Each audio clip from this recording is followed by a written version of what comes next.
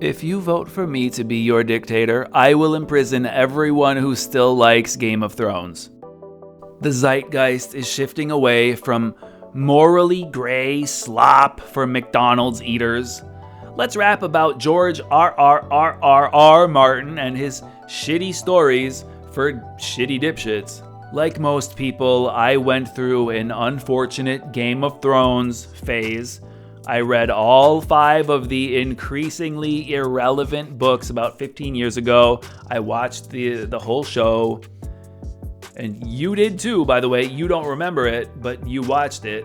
Popular opinion says that seasons 1 through 4 are still good. I guess, I don't know. I haven't watched the show since season 8.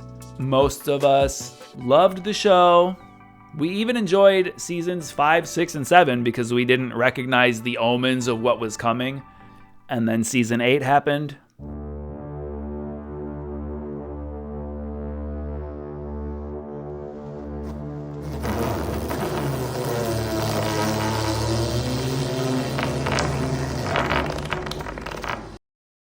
Maybe if the series had ended on a high note, I wouldn't have been inspired to write this diatribe. Oh well. I guess the showrunners shouldn't have turned into lazy assholes.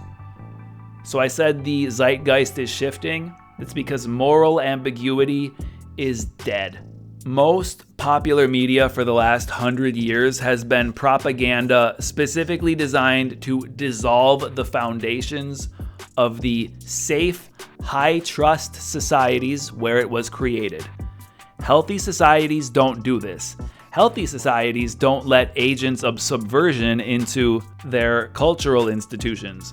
But the West is not a healthy society. Hence, all popular contemporary Western media has become anti-human propaganda. That's what Game of Thrones is, make no mistake. A cringe, neckbeard pagan decided Tolkien's work produced too many upstanding moral people, and Mr. Neckbeard hates that.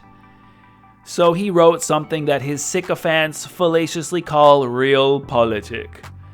If you want realpolitik, you should check out some of my other videos on this channel. Game of Thrones is not realpolitik. The ceaseless calls for morally gray characters and ambiguous morality are not organic. They are meant to destroy your society.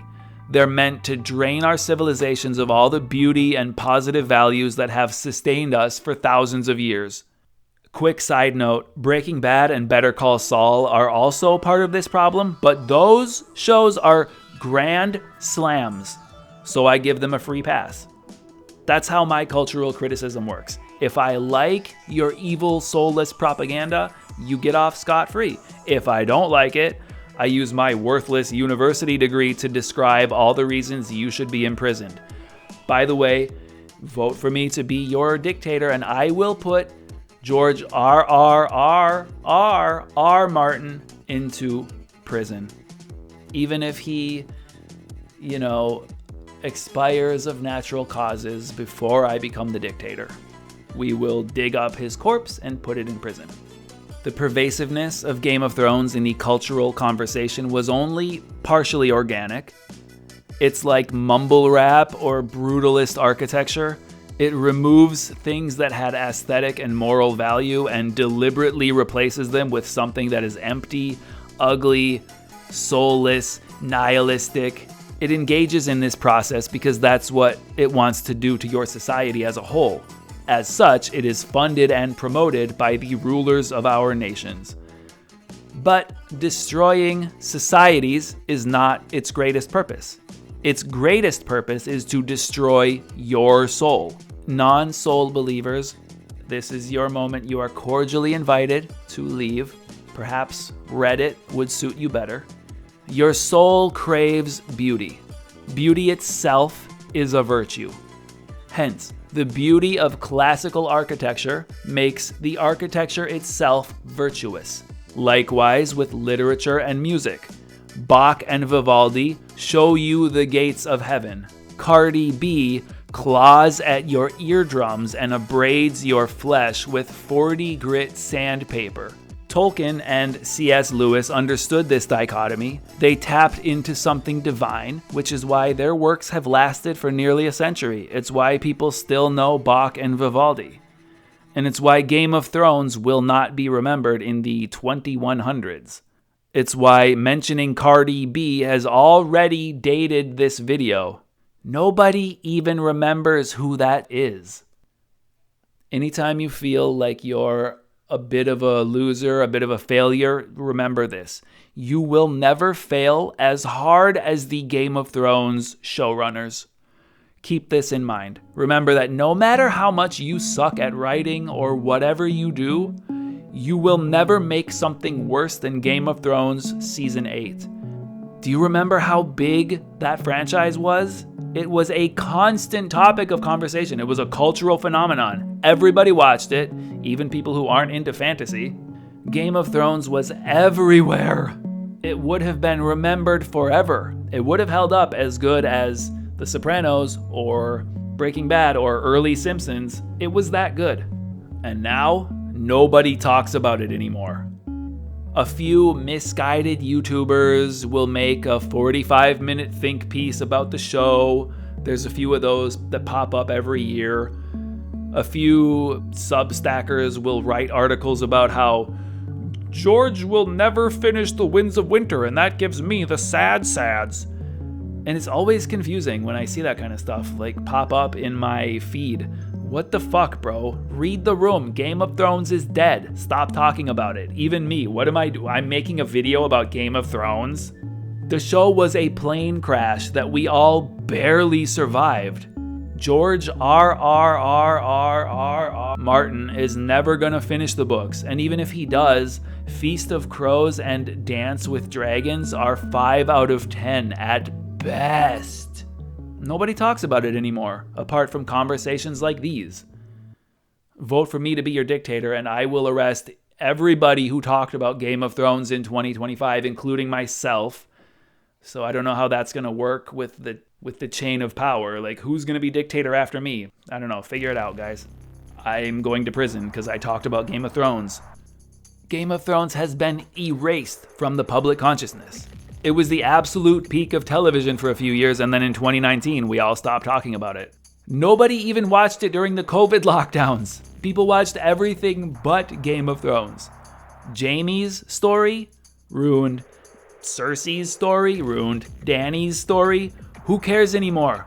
All we remember is that she fucked her nephew on a boat and was getting raped at 13 years old in season 1 because George R.R. Martin is an agent of cultural subversion sent here to dissolve the foundations of Western society because he's not a fucking human. He's actually a skinwalking demon. And if you vote for me, I will travel back in time and imprison George R.R. Martin in 1996, right before he published his first Game of Thrones book. Also, you should definitely not look up his early life. Don't do that. You might find something that will cause you to notice a pattern. And when you start noticing those patterns, you can never stop. Jon Snow, you remember him? Do you even remember that he's a Targaryen? Because I sure don't. Oh, by the way, if you're angry right now that I gave a spoiler for Game of Thrones, leave. Like, did you remember that? So, okay, back to the people who are actually part of this conversation. Do you remember that he's a Targaryen? Because I sure fucking don't. What is a Targaryen? Jon is just an incest bitch who died and came back to life to report there's nothing after death. Because again, George R.R. Martin is an interdimensional time-traveling demon who probably traveled to Epstein's Island 400 times. And there's also another connection between the two of them that we can't talk about because we're on YouTube. And then Tyrion, remember him? No, neither do I.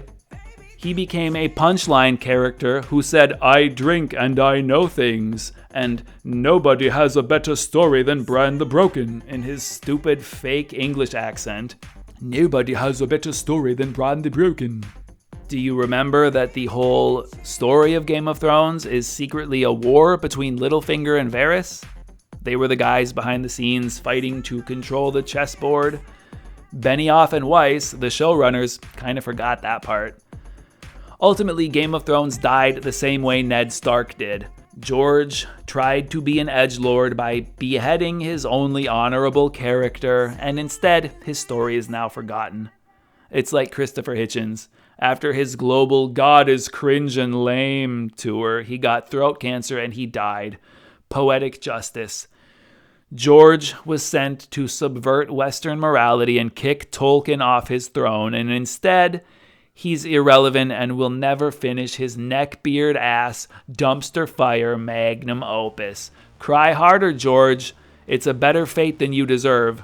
So the old Zeitgeist is dead. The new Zeitgeist, let's talk about that. Game of Thrones arrived when moral ambiguity was at its peak of popularity. And now we have seen how empty those narratives are.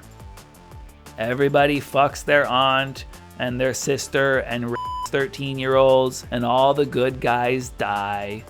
That's the old frontier. That's the old Zeitgeist. The new frontier for fiction is black and white morality. These are the bad guys. These are the good guys. This is how we should build our societies in the future. Let the filthy little pagans and shit libs keep playing in the morally gray sandbox. The Zeitgeist of the future is more Lord of the Rings and less Breaking Bad. Many on the right call for a rise in Christian fiction. This is a recipe for not getting your book read. Our culture is not advanced enough to support openly Christian fiction. Instead, do what Tolkien did. There's no Jesus Christ in Middle-earth.